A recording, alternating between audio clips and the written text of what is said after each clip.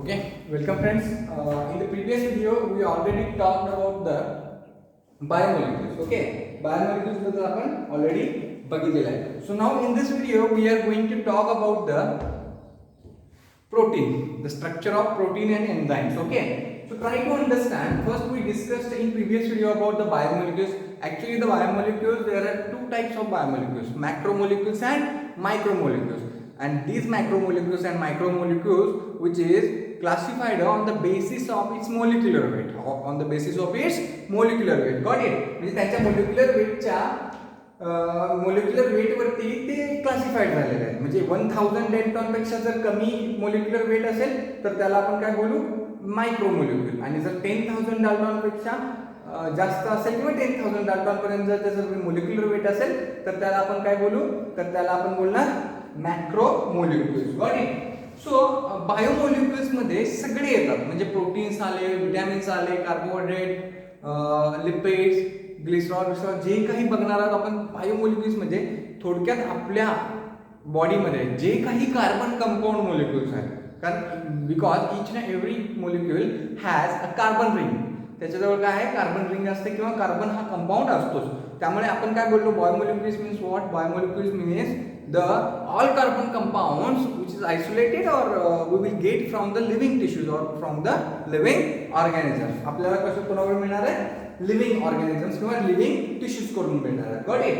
So असे carbon compounds आपण या चॅप्टर मध्ये थोडक्यात वरती आपण बघतोय की असे कार्बन कंपाऊंड्स बघणार आहोत की जे बॉडीसाठी किंवा ऑल लिव्हिंग ऑर्गॅनिझम्स साठी खूप महत्त्वाचे असतील. Got it? So try to understand. Now we will discuss about the protein. ठीक आहे, आपण बोलतोय now we will discuss about the protein. Okay, so what is protein and how protein which is made up of, or how many compounds or how many monomers, or what is the monomer to synthesize the protein? कोणता असा monomer आहे किंवा कोणता असा basic unit आहे त्याच्यापासून protein बनतं. तुम्हाला माहिती आहे, मी प्रीवियस व्हिडिओज मध्ये तुम्हाला बोललो होतो की असे काही कंपाऊंड्स आहेत, प्रोटीन्स असतील, लिपिड्स असतील, हे कशापासून बनले.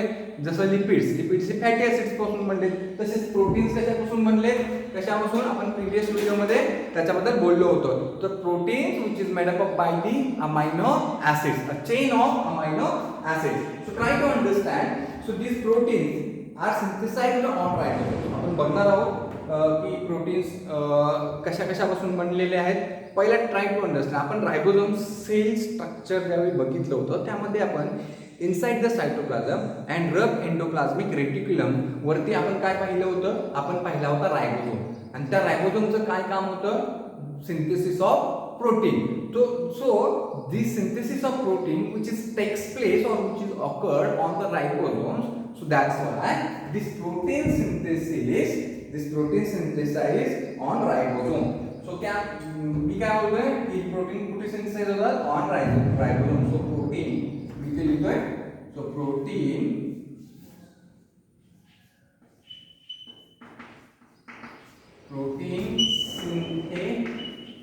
synthesized on ribosomes. Okay, there are lots of there are multiple ribosomes which is present inside the cell. So on this side the proteins which is synthesized. Got it? So next part, most important thing, these proteins which is made up by the amino acids. So these proteins synthesized on ribosomes and it is made up by the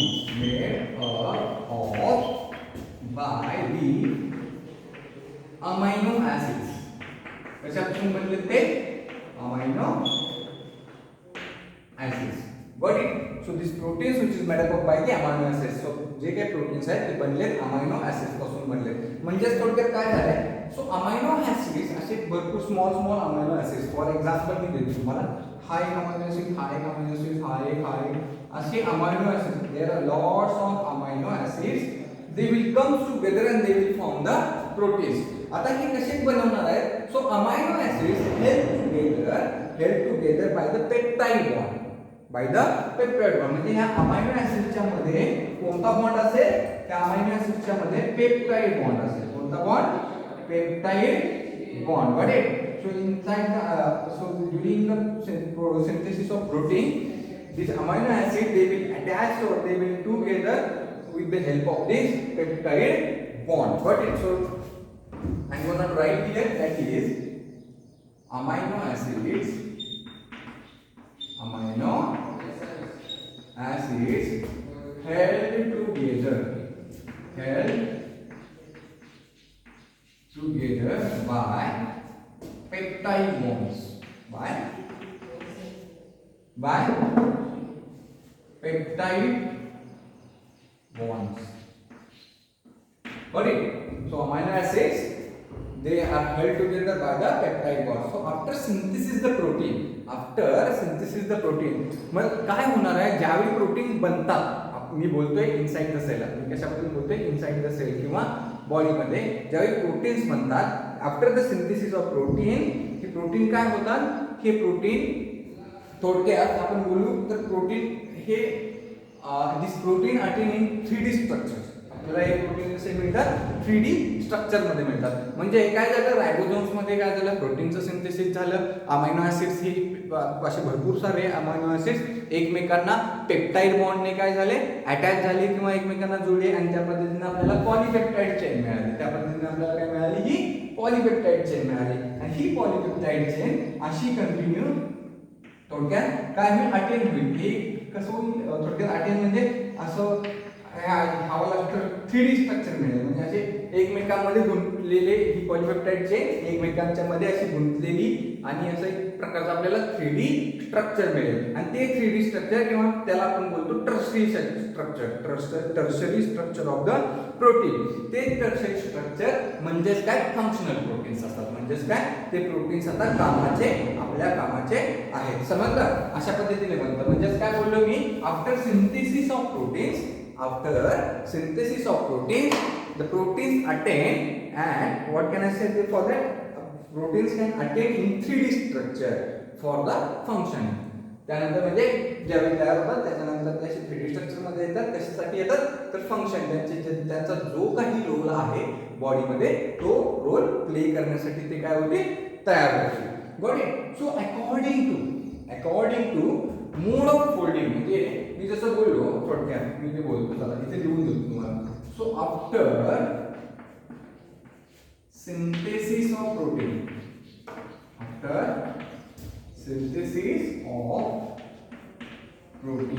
what happened after synthesis of protein after synthesis of protein it enfolds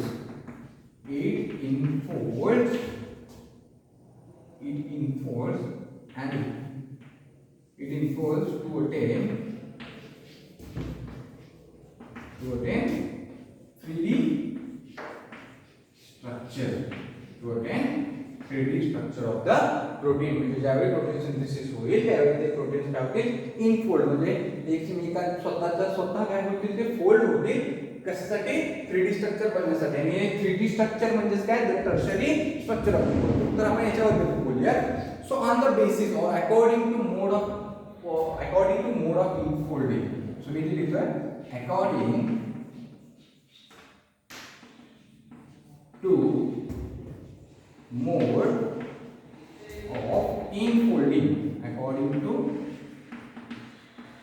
mode of infolding the structure the proteins are organized according to the mode of infolding proteins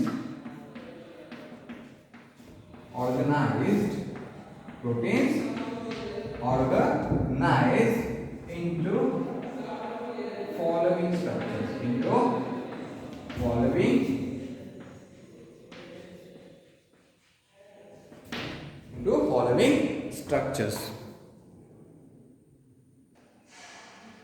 into following structures so what are these structures so first one is the primary structure आपण पहिला कुठला बघतो primary structure okay primary structure so according to the folding मी काय बोललो त्यावेळी protein synthesis होतात त्यावेळी त्यांचं ते काय होतात इनफोल्ड झाल्यानंतर त्या इनफोल्ड वरती चार म्हणजे त्यांचं ऍक्च्युली ऑर्गनायझेशन 4 प्रकार. कोणतं? Primary structure, secondary structure, third one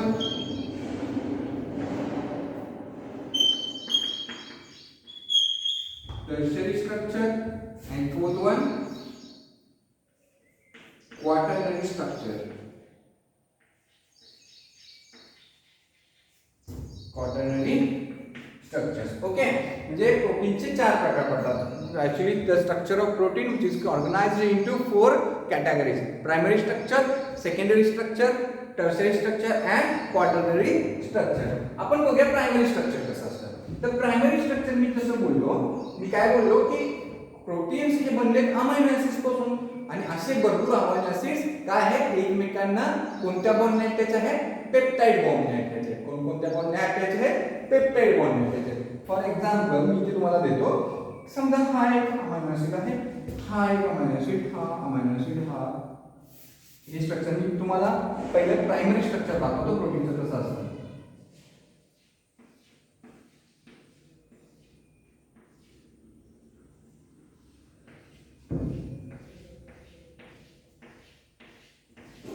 Okay, suppose these all are the amino acids and they are held together by the peptic bond.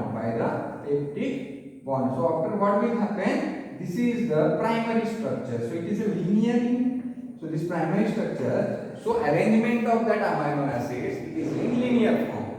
Linear form मध्ये असते. म्हणजे समजलं एक असं लॉंग चेन एक तुम्हाला अशी थोडक्यात पॉलीपेप्टाइड चेन मिळेल.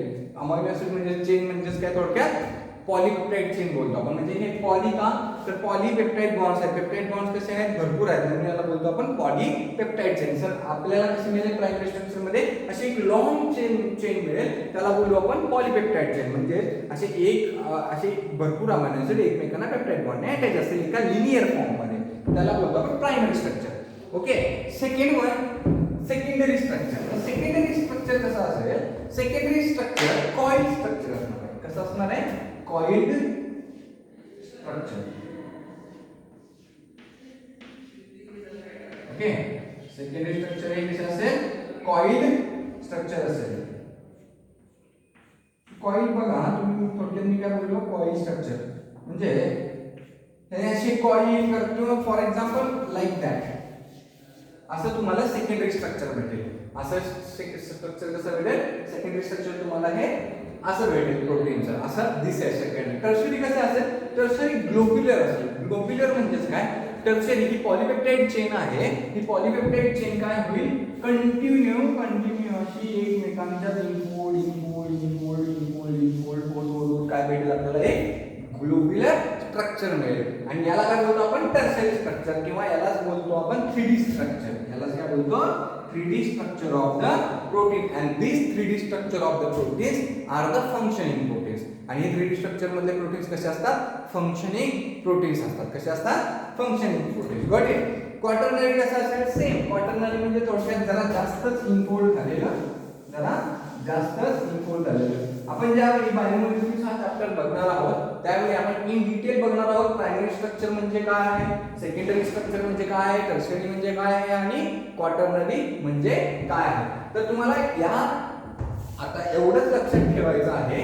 So now you have to understand only those things that is proteins are synthesized on ribosomes. Proteins कुठे तयार होतात राइबोसोम्स.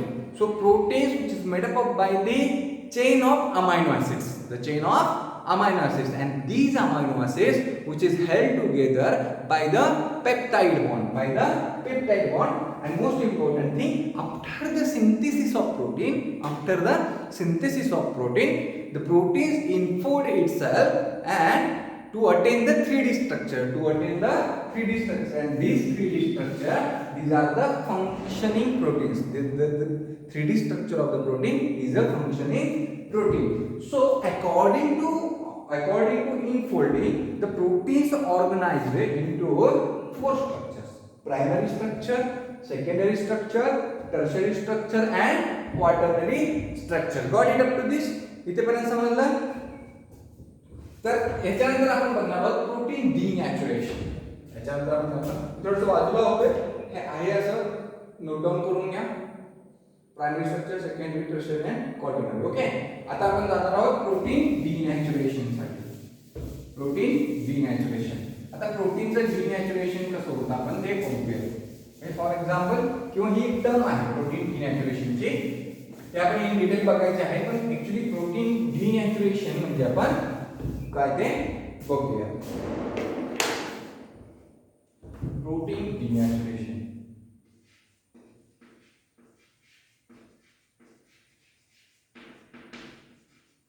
प्रोटीनचं डिनॅच्युरेशन होणं म्हणजे काय होणार, आपण कसं बोललो होतो फंक्शनिंग प्रोटीन कुठला आहे 3D स्ट्रक्चर म्हणजे the loss of 3D structure of the protein. म्हणजे काय बोलले protein denaturation means what the loss of 3D structure of protein. 3D structure of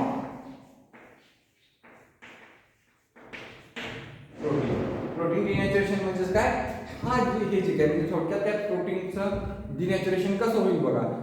protein 3D structure मध्ये असेल, 3D स्ट्रक्चर मध्ये असल्यानंतर काय होईल त्याचं इनफोल्डिंग जे आहे ते इनफोल्डिंग डिस्टर्ब होईल. इनफोल्डिंग डिस्टर्ब झाल्यामध्ये तो कुठल्या स्ट्रक्चर मध्ये कन्वर्ट होणार आहे हळूहळू 3D मधून सेकंडरी स्ट्रक्चर मध्ये, सेकंडरी मधून प्रायमरी स्ट्रक्चर मध्ये, आणि प्रायमरी स्ट्रक्चर मधून काय होईल डिनॅच्युरेशन होईल. कसं होईल थोडक्यात एक अमिनो ऍसिड्स हे काय होतील किंवा थोडक्यात 3D स्ट्रक्चर हे जे बनलेलं आहे प्रोटीनचं ते इलिमिनेट किंवा इलिमिनेट केलं जाईल. समजलं म्हणजे पूर्ण स्ट्रक्चर हे डिस्ट्रॉय होईल.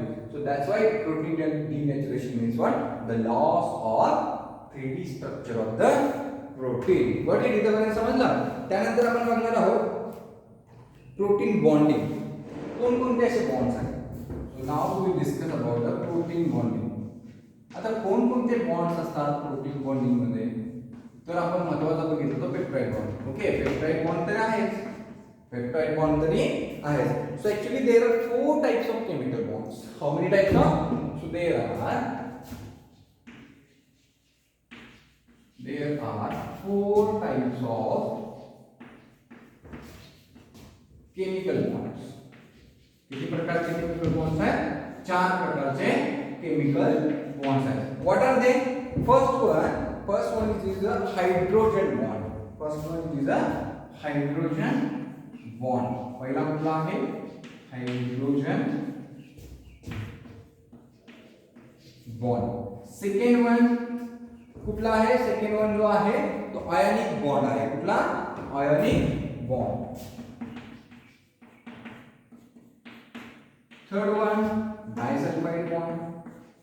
Third one disulfide bond, and fourth one hydrophobic bond. Hydrophobic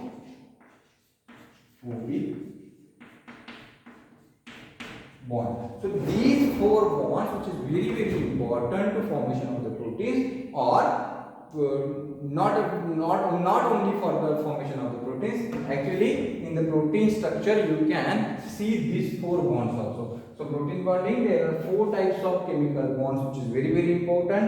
First one is the hydrogen bond, ionic bond, disulfide bond, and hydrophobic bonds. समजले इथेपर्यंत कोणकोणते 4 केमिकल बॉन्ड्स आहेत जे प्रोटीन सोबत बॉन्ड करतात. कुठले 4 इम्पॉर्टंट बॉन्ड्स आहेत प्रोटीन सोबत बॉन्डिंग करणारे किंवा प्रोटीनचं बॉन्डिंग असणारे. Hydrogen bond, ionic bond, disulphide bond and hydrophobic bond. Got it? So next we will discuss about the taste for protein. Taste for protein. आता चला ठीक आहे, प्रोटीनच आहे काय दुसरं काय आहे हे बघण्यासाठी कोणती टेस्ट असेल हे चेक करण्यासाठी. म्हणजे फॉर एक्झाम्पल सांगतो तुम्हाला की ब्लड मध्ये आपण एक नॉर्मल टेस्ट, जर आपण आजारी पडलो असेल त्यावेळी आपण काय पाठवतो, त्यावेळी आपण आपली ब्लड सॅम्पल पाठवतो. त्यानंतर आपल्याला असं बॅक्टेरिया म्हणजे थोडक्यात काय पॅरासायटिक इन्फेक्शन आपल्या ब्लडमध्ये आहे की नाही हे चेक करण्यासाठी आपण हिस्टोलॉजी लॅबला ब्लड पाठवतो. रिपोर्ट येतात, जर पॅरासायटिक आढळले तर रिपोर्ट पॉझिटिव्ह येतात, व्हायरल इन्फेक्शन पॉझिटिव्ह येतं. जर रिपोर्ट्स नाही आढळले तर व्हायरल इन्फेक्शन निगेटिव्ह किंवा नो नॉट सी म्हणून असं दाखवून येतं. ओके, म्हणजे एखादी पर्टिक्युलर गोष्ट तिथे प्रेझेंट आहे की नाही आहे हे पाहण्यासाठी कोणती ना कोणती तरी टेस्ट असते. सो तशीच टेस्ट या प्रोटीन्स आहेत की नाही, मी बॉडीबद्दल बोलत नाही ॲक्च्युली, म्हणजे प्रोटीनचं प्रोटीन प्रेझेंट आहेत की नाही हे यासाठी. सो टेस्ट म्हणजे प्रोटीनची टेस्ट करण्यासाठी कोणती टेस्ट वापरली जाते? Biuret test. कुठली? Biuret test. So test of protein कुठली? Biuret test. So this test which is very important to indicate the presence of the protein, to indicate the presence of the protein. So this biuret test indicates the presence of the protein. Got it? आता हे प्रोटीनचं घेतलं. ठीक आहे, मी आता विषय निघला म्हणून मी तुम्हाला सांगतो की प्रोटीनचं बाय कोणती टेस्ट आहे एनसीईआरटी मध्ये किंवा कॉम्पिटिटिव्ह एक्झाम्स किंवा कशासाठी एक विचारलं जातं की the test for the protein which कुठली टेस्ट असेल तर ती टेस्ट असेल बाययुरेट टेस्ट. ओके, आता मी असा प्रश्न विचारतो की ह्युमन बीइंग किंवा ह्युमन बॉडीमध्ये प्रोटीन्स प्रेझेंट आहेत की नाही, किंवा ह्युमन बॉडीमध्ये ब्लडमध्ये किती प्रोटीन्स कोणकोणते प्रोटीन्स प्रेझेंट आहेत हे चेक करण्यासाठी कोणती टेस्ट असते? तर ती टेस्ट असते serum protein electrophoresis. Serum protein electrophoresis कोणती असते? Serum protein electrophoresis.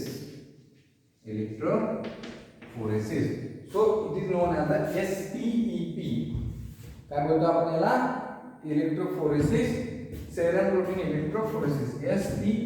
It is known as the SPEP test to detect the plasma proteins in blood cells. Plasma proteins in blood cells. So serum protein electrophoresis ही वाली जी taste आहे ही human बॉडीमध्ये केली जाते की ब्लडमध्ये आपल्या ब्लडच्या प्लाझ्मामध्ये किती प्रोटीन प्रेझेंट आहे, protein आहे की नाही आहे हे पाहण्यासाठी सेरम प्रोटीन इलेक्ट्रोफोरेसिस म्हणजे SPEP टेस्ट केली जाते.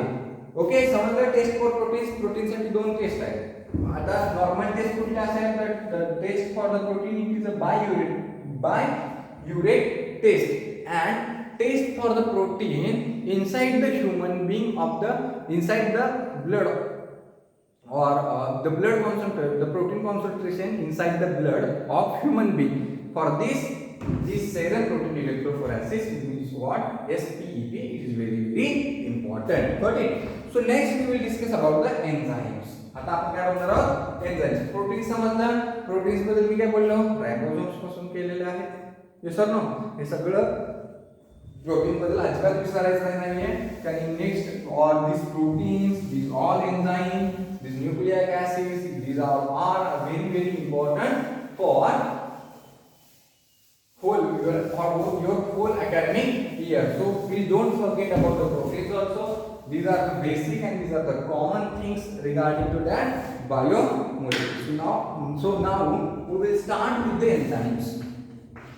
Now we will start with the enzymes. So try to understand, enzymes are the globular proteins. Enzymes are the globular proteins. Enzymes कसे असतात? So enzymes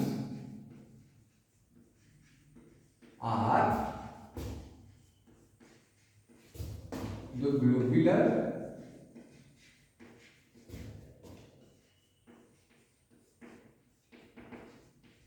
enzymes are the globular proteins and that catalyze thousands of metabolic reactions and that catalyze thousands of metabolic reactions. Thousands of metabolic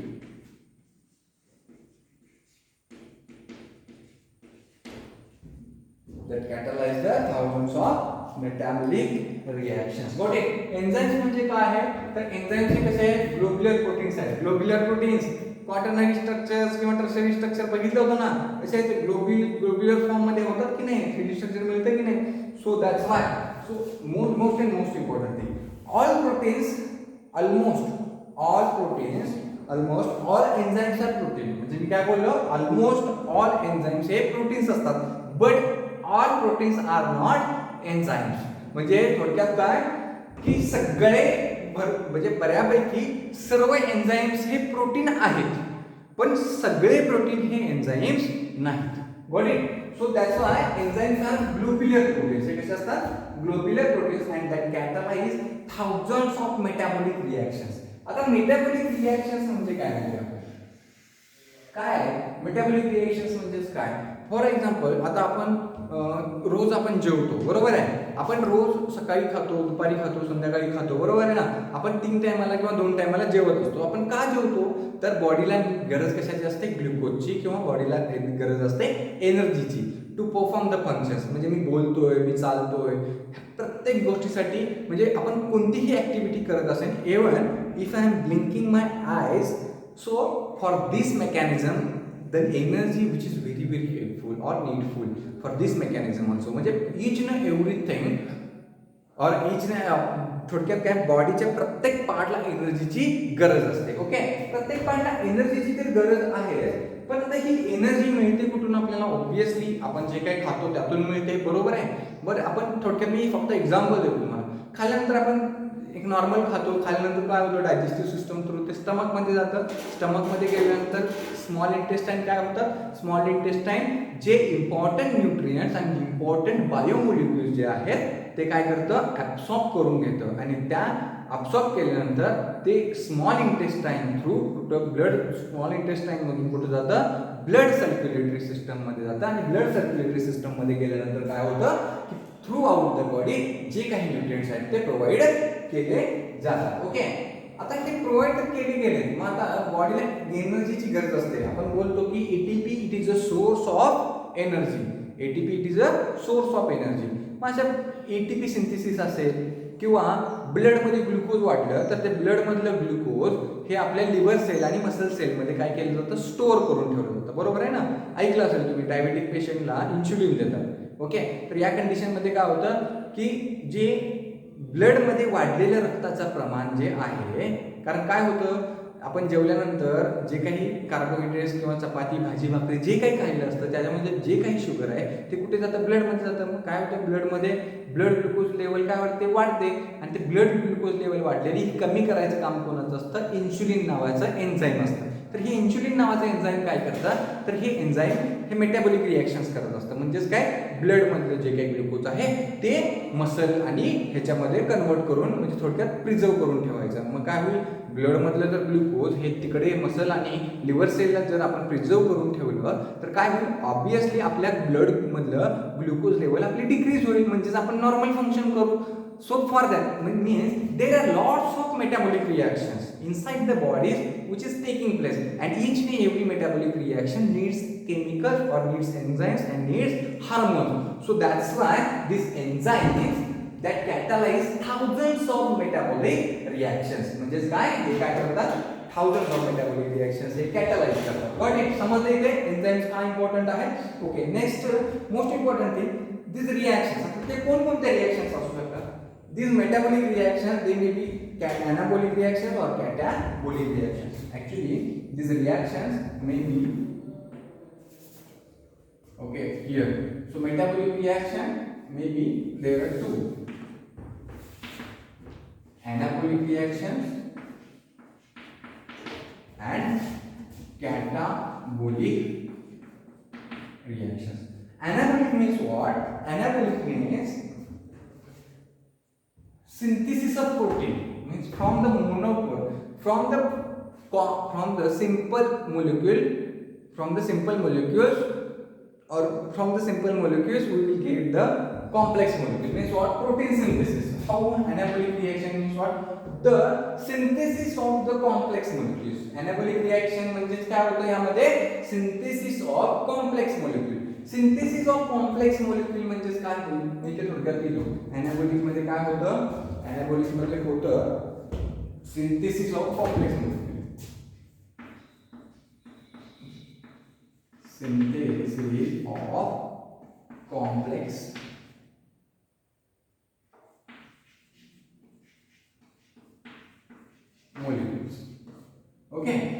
synthesis of complex molecules म्हणजे काय थोडक्यात आपण बघितलं होतं proteins कशापासून बनलेत अमायनो ऍसिड्स पासून बनलेत मग आता अमायनो ऍसिड्स पासून बनलेत मग अमायनो ऍसिड्स पासून बनलेत म्हटल्यावर थोडक्यात काय सिंथेसिस ऑफ कॉम्प्लेक्स मॉलिक्युल म्हणजे अमायनो ऍसिड्सचं काय होईल अमायनो ऍसिड्स याला आपण अमायनो ऍसिड बोलतो अमायनो ऍसिड्सचं फॉर्मेशन अमायनो ऍसिड्स काय बनवतील तर प्रोटीन बनवतील सर अमायनो ऍसिड पासून प्रोटीन बनण्याची जी काही रिएक्शन आहे त्याला बोलतो म्हणजे थोडक्यात काय एनाबॉलिक रिएक्शन बोलेल फॉर एक्झाम्पल मी कॅटाबॉलिक सांगतो कॅटाबॉलिक म्हणजेच काय breaking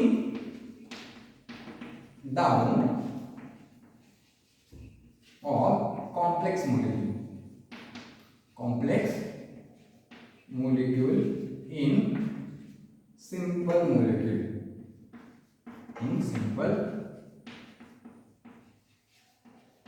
molecule. Got it? So breaking down of the complex molecule in simple molecule. Got it?